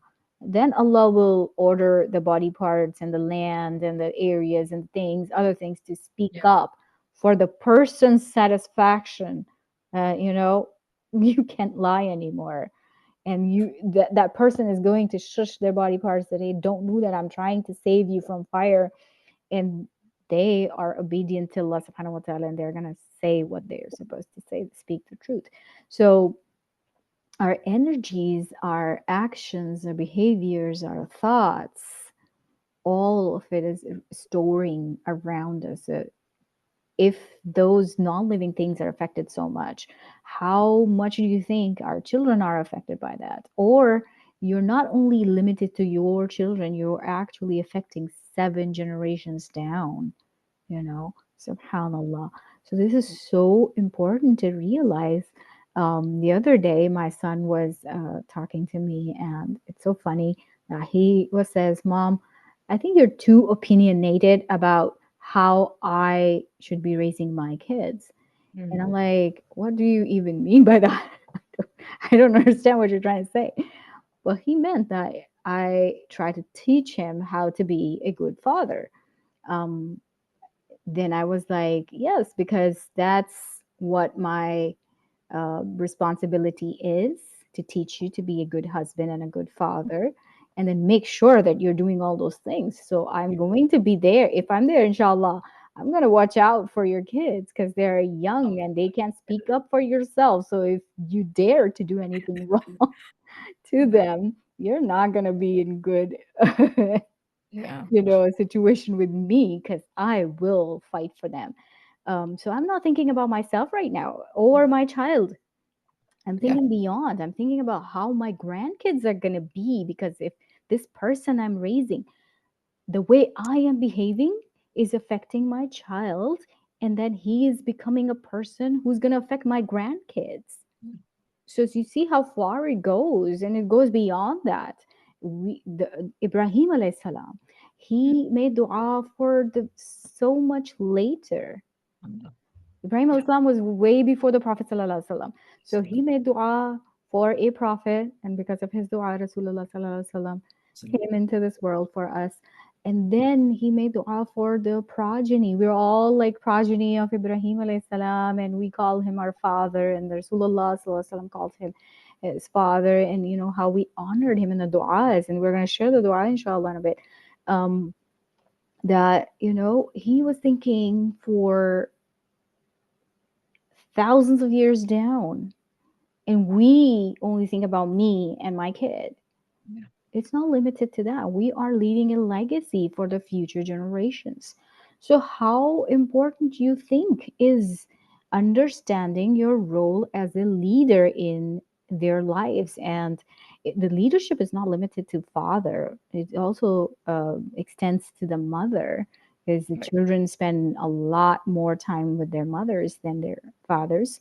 Father has a very important role. yes, we can talk a little bit about it, and I will invite you to do share your views about it too. But as mothers, we are both women here. We're both mothers here. We raised kids for, my son is 21. Your kids are also Mhm. older, right? Right. So it's been a while we've been mothers. So what role, leadership role we have played in their lives, and what is the importance of a mother in their life. Yeah. I think subhanallah, and as a mother, you have complete access, 100% access to your little one, right? And with respect to time, with respect to the accessibility, the closeness. I mean, you are from the womb. I mean, so you are the one who has most amount of time, compared to the husband, right? Compared to the dad, they do have limited time. But despite the limited time, they do set the, as I said, the tone or the climate of the home.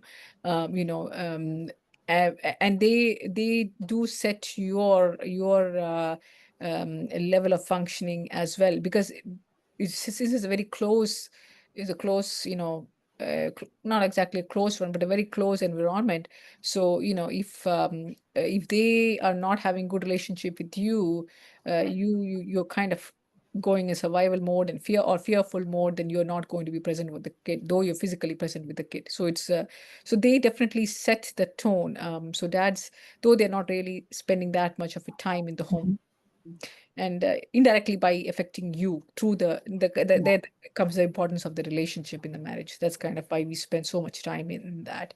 um, Yeah. So how important it is that short time has to be quality Yeah, it has to time. be quality. Yeah, and I think if you're getting affected, I think we have to be really, very, very bold that we got to sit them down. Listen, this is your kid. Let's how do you want him to become big? I know you love him too much. Do you understand that the way you're treating me, or the way the relationship is, you're not meeting my needs, or you're kind of, restrain, I mean, depriving me of certain things.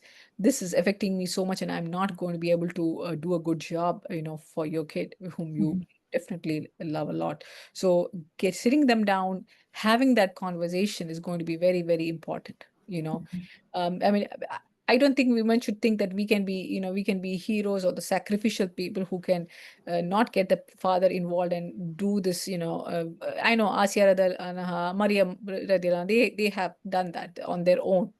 I'm against all societies and culture, but it's not an easy task. And uh, so So yeah. any mother you Yeah. see, sorry to interrupt you, but any mother you see in the history that had to do it by herself, either didn't have a husband at the moment, Yeah. or I think the other only example we see is Ibrahim alayhi salam, when Allah commanded him to Yeah. leave his family in a desert. And that was Allah's command. And there's so much khair came out of that intensive and Mhm. extensively difficult decision Yeah. he had to make, and he obeyed Allah subhanahu wa ta'ala. And that was a speciality of Ibrahim alayhi salam, that Yeah. he just submitted right there and then, didn't even second for a second thought why. um, Subhanallah. Yeah. Uh, Apart from these exceptions, even the mothers of scholars, Bukhari, and they so this is a very important point that's coming to my mind now. It's very possible that in your Yes. marriage, your husband is not capable, you know. Maybe he's good at making money. Okay, use that and invest yourself in your children. Then, if you are the mature one, make sure that you are taking the right steps to raising your kids in a healthy way, um, because it's still doable. Not every difficult marriage needs to end in divorce. We can still find a way to work it out, because it is, of course, in best favor of the children when the parents are together. You need to make sure that the environment in the house is peaceful, and respectful. but you can do it alone. It's not advisable. It's not the best situation. It's not ideal. It is both of your responsibility. But for if any matter, Allah subhanahu wa ta'ala has put you in a situation where you're the only one who's worried about how to raise your kids, and you're the only one who's aware how to study and to make sure you're applying all the good knowledge and information you're gaining to your then do it. Then do it. Don't get wasted in blaming your husband that he's not present and he's not doing his job, and how can I do this, and how can I can't I'm the only one who's taking. No, it's okay. It's okay. That's your life, and your children are more important at this point. So invest in them. Um, yes, in a regular situation, go ahead and share more about how, as mothers, we can be leaders for our children, and how both parents can work together to, inshallah, collaborate the leadership in the home. Yeah, exactly. I mean, you got to be the advocate for your kid, right? If you find that your husband, is not having that mindset of, or the knowledge, or he's too busy, of not being advocate for your, kid's optimal growth, then you got to, be the advocate and sit him down, if and talk about that, as well. You mentioned, if he's, in that range, if he's not able to, even get it after that, then it can be done, as we've seen all the examples which Sister Benish just explained. It can be done, but there are but you have to strengthen yourself. There are prerequisites for that, and number one is the solid connection with Allah subhanahu wa ta'ala. You have to have, I mean, Hajar alayhi salam, Maryam alayhi salam, Yeah. Asya. I mean, why the moms of all the imams? How could they do? So you will have to shift your focus tremendously on that connection. You will have to heal up all your wounds. You will have to have that the self identity. You are the Khalifatul Ard. You are the progeny of Adam salam. You got to be fully confident in your potential. So those will be the areas where you will have to work in. So those are the kind of points which came in with respect to doing it alone. And again, I know the boundaries and the red lines must be there. Uh, and you will have to really, because without, I know, because in our cultures there are no red lines at all in marriage. Everything is permissible, right? So holding the dad accountable for this cannot happen in this marriage. You cannot raise the voice and keep disrespecting me. You cannot. There are certain red lines which, if being breached all the time, it's probably not the best idea to stay in that marriage either. So you got to be very, very, try to explain to them the boundaries and the red lines, and inshallah, may Allah give hidayah to everyone to understand those red lines and to respect them. But if not, then you got to take the leadership, sing and exit as well. uh, Mhm. yeah, subhanallah. So yeah, you are a co-leader, driving the co-leader. And if there's no captain in the ship, then you become the captain of the ship, That's and true. and do the best. Yeah. Yeah. Yeah. SubhanAllah. Tough. It's a tough job for It women. is. It's a very tough, very, It very tough. is. It's not Yeah. easy. And it's not the normal way of being. So it's just going the regular being with your partner, a understanding and supportive partner. Parenting is still hard. Then uh, it's harder if one of the partner is missing or not mature enough to be able to deliver their responsibilities and play their roles. Subhanallah. Um, but it's very important to understand that this is what we learn from those women in the past because of their righteousness and their connection with Allah subhanahu wa ta'ala and their own self-awareness, helped them to raise amazing leaders of the ummah. And Yes. that's what we can do. We have that power. Allah subhanahu wa ta'ala has given Yeah. women a lot of power. Yeah. And in many different situations, you will see women delivering. the Mhm. best. And Yeah. then see, you may not become a prophet, you may not become a scholar, but your children most definitely. Imagine how much reward Imam Bukhari's mother is receiving the reward of raising this child who became such an amazing personality and somebody who's benefiting the ummah and continuously benefiting the ummah even after he's gone so many years later. Um, Ismail alayhi salam, subhanallah, the Prophet sallallahu alaihi wasallam coming from that progeny. You would never find in history that Hajar was upset about Ibrahim alayhi salam not being present in their life. You Subhanallah. know, okay, you are not going to become Hajar radiallahu anha, but that's her legacy she left behind, and that's what we need to learn from. Yeah. She did it by herself, you know, with Allah's support and Allah's help, inshallah. Um, Subhanallah. So, yeah, for multiple reasons, you know, maybe the spouse is working in a different city. They may not be a bad spouse, but they're living in a different city for work reasons and they come occasionally.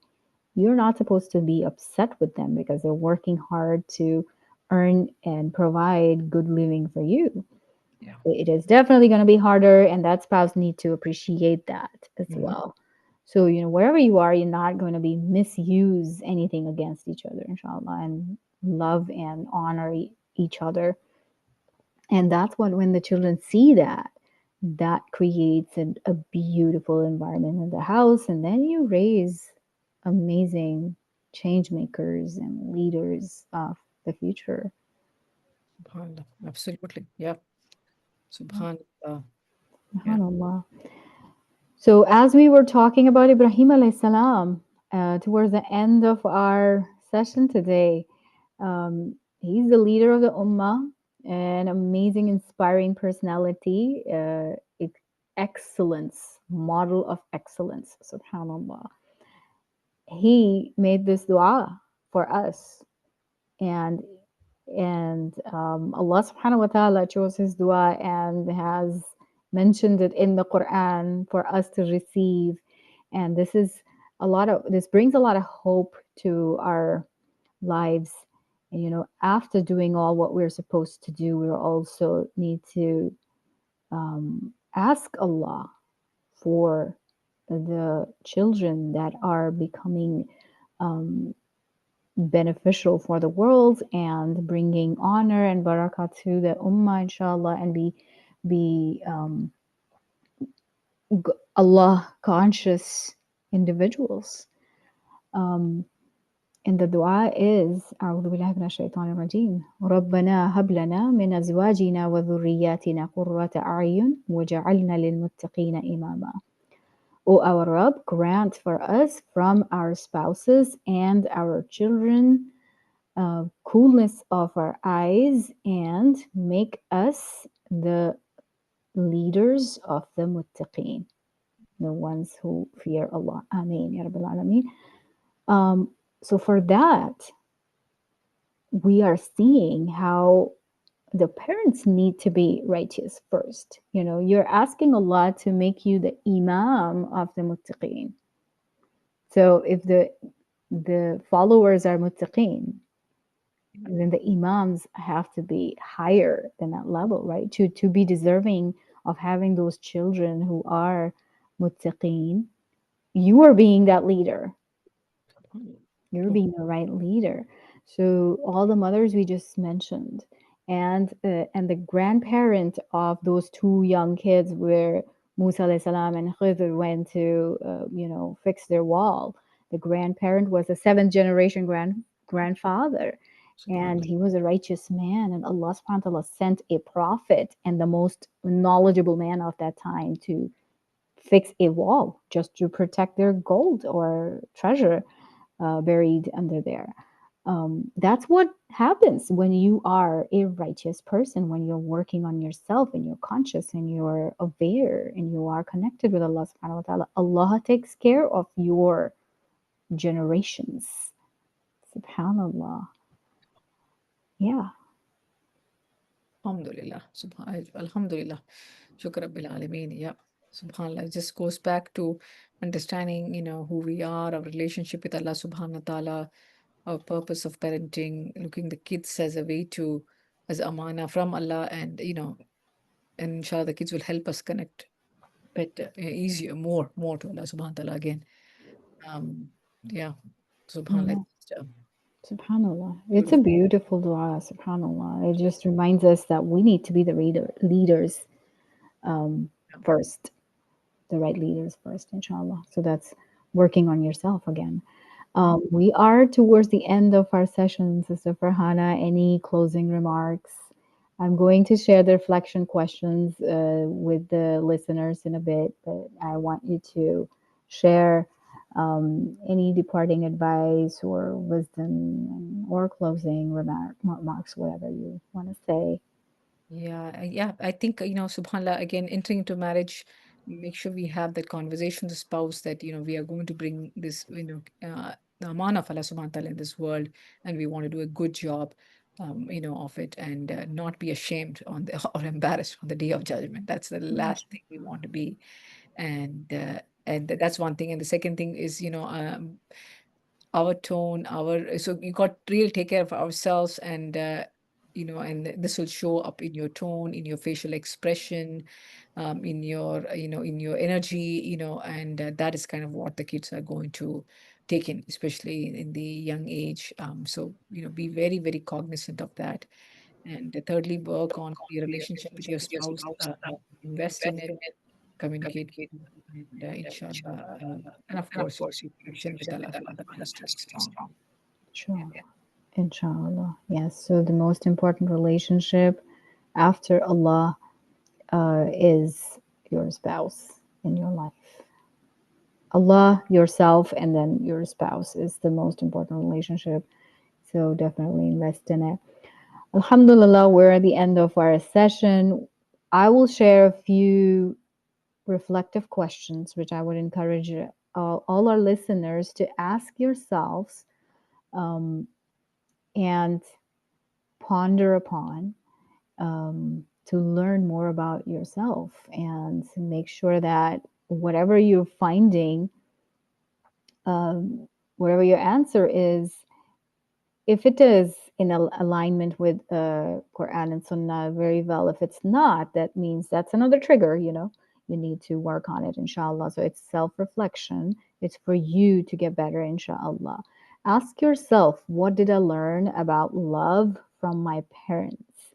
And how did that affect my marriage? So you see your parents in their marriage and how they behave with each other. Are you repeating that or not? Is it affecting? Was it good? Was it not? Am I doing the same thing or not? So it's very important. Everything bleeds into our childhood, bleeds into our present relationship. So we need to be aware of that. Ask yourself, what do I want our kids to feel when they see us together? Do you want your kids to feel safe or secure and be happy, to see both of you happy? Do you want them to see that, yes, my parents, both of them, oh, you cannot come in between them, and that's a good thing, they can't turn you guys against each other, that you're a good team? Or you want them to feel sad and scared and wishing that you weren't never married? What do you want them to feel when they see you together? Ask yourself, how can I better express appreciation to my spouse? We're all human beings. We all enjoy appreciation. It encourages us, it helps us do better. It's just a human nature. And no matter how humble you are, it feels good when somebody appreciates you. It's also a blessing from Allah subhanahu wa ta'ala.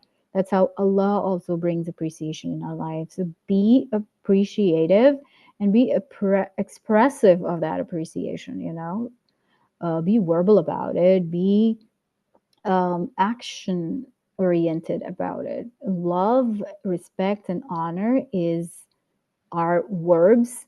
These are all verbs, these are not just nouns. So you have to have action with these things, inshallah. Then ask yourself, what kind of emotional legacy are we creating as parents, as spouses? So together as a team, what kind of legacy? I would say any legacy, emotional, psychological legacy you are leaving behind, even spiritual legacy you're leaving behind. So what are you creating or leaving behind for your children and next generation? Or when we say children, we're not just talking about your immediate children, we're talking about generations from now. So you, when you understand that role you play in the life of your seventh, eighth, 10th generation down, there's some speck of your behavior that's going to show up in their life, then you will realize how important it is for you to work on yourself, inshallah. Um, Subhanallah. Yeah, you want to say something about these? No, subhanallah, I mean, very, very reflective questions, and I was trying to think of the answers, in my Yeah. mind, and Yeah. already see the areas where I need to work. Alhamdulillah. Alhamdulillah for the blessing to be able to see our faults and having the courage to work on them. That's a blessing from Allah. A lot of people see their mistakes and become arrogant that they're not, doesn't matter. This is how I am and that's how I'm going to be and I'm not going to change. So you work your way around me. And that's not a good way to be.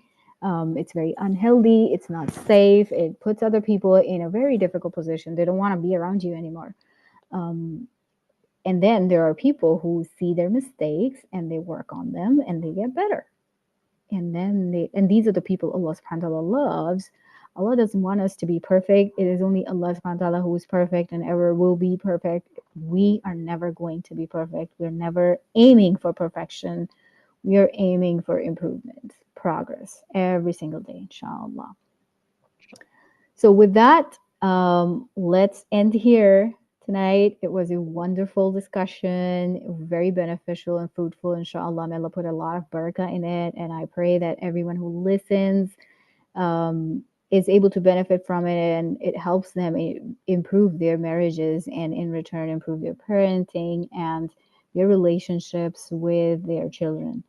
And that's our goal. Our goal is to raise happy, healthy, emotionally fit, and strong leaders. So, whatever you aim for, that's what you will work towards, inshallah. And it starts from you. It starts from you, inshallah. So, let's end here and we will come back with more, inshallah, very soon. We will be talking about age groups next step. We're going to talk about 0 to 5 and then 5 to 7. And it's one group that's 0 to 7 divided into subgroups of 0 to 5 and 5 to 7. And then afterwards, we're going to have another session for 7 to 14, then 14 to 21, and then an adult, inshallah. So we're going to have this series coming up, inshallah, soon. And I pray that all of the listeners benefit from all of that and are able to improve their life quality, their relationships, and their akhirah as well, inshallah. May Allah reward all of us for getting together. And alhamdulillah for the ability given to us by Allah subhanahu wa ta'ala for um, being some sort of influencers. Alhamdulillah. May Allah keep us on the right track and make us and our generations beneficial to the ummah. Ameen. Subhanallah. Alhamdulillah. Ameen ya Rabbil Alameen. Let's end here. Subhanakallahumma wa bihamdika. Nashhadu an la ilaha illa ant. Nastaghfiruka wa natubu ilayk. Inshallah, until we meet again. Assalamu alaikum wa rahmatullahi wa barakatuh. Wa alaikum assalam wa rahmatullahi wa barakatuh.